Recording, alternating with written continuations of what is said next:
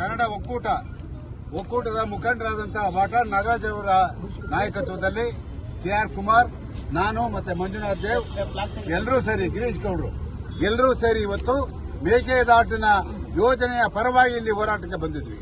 ನಾವು ನಿನ್ನೆ ಮೊನ್ನೆ ಇವತ್ತು ಹೋರಾಟ ಮಾಡ್ತಾ ಇಲ್ಲ. ಸುಮಾರು ದಶಕಗಳಿಂದ ಈ ಮೇಕೆದಾಟು ಯೋಜನೆಯನ್ನ ಜಾರಿಗೊಳಿಸಬೇಕು ಅಂತ ಹೋರಾಟ ಮಾಡ್ತಾ ಇದ್ದೀವಿ. ತಮಿಳುನಾಡು ಜನತೆಗೆ ತಪ್ಪು ಅಭಿಪ್ರಾಯಗಳನ್ನು ಕೊಡ್ತಾ ಇದ್ದಾರೆ.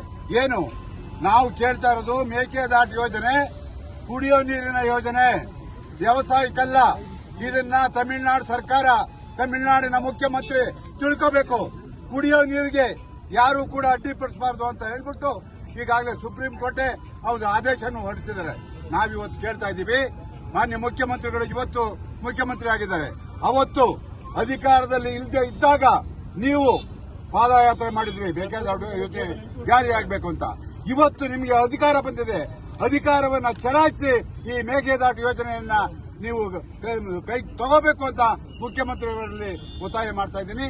ಹಾಗೆ ಯಾವುದೇ ಕಾರಣಕ್ಕೂ ನಾವು ಬಳಸ್ತಾ ಇರೋದು ಕುಡಿಯೋ ನೀರು, ಅದಕ್ಕೆ ಅಡ್ಡಿಪಡಿಸಬಾರದು ಅಂತ ಮುಖ್ಯಮಂತ್ರಿ ಜೋಸೆಫ್ ಅವರೇ, ನೀವೊಬ್ರು ಕಲಾವಿದರು, ನಿಮಗೆ ಕಲಾವಿದರು ಅಂದ್ರೆ ನಿಮಗೆ ಎಲ್ಲ ಜನ ಪ್ರೀತಿಸ್ತಾರೆ.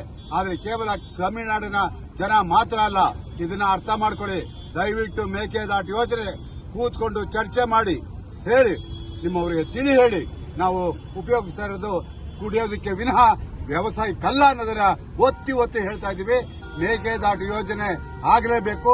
ನೀವೇನಾದ್ರೂ, ನಾನು ಕೇಂದ್ರ ಸರ್ಕಾರವನ್ನ ಒತ್ತಾಯ ಮಾಡ್ತಿದ್ದೀನಿ, ಮಾನ್ಯ ಪ್ರಧಾನಮಂತ್ರಿಗಳು ಕೂಡಲೇ ಮಧ್ಯಪ್ರವೇಶ ಮಾಡಿ ಈ ಸಮಸ್ಯೆಯನ್ನ ಬಗೆಹರಿಸಬೇಕು ಅಂತ ಒತ್ತಾಯ ಮಾಡ್ತಾ ಇದ್ದೀನಿ.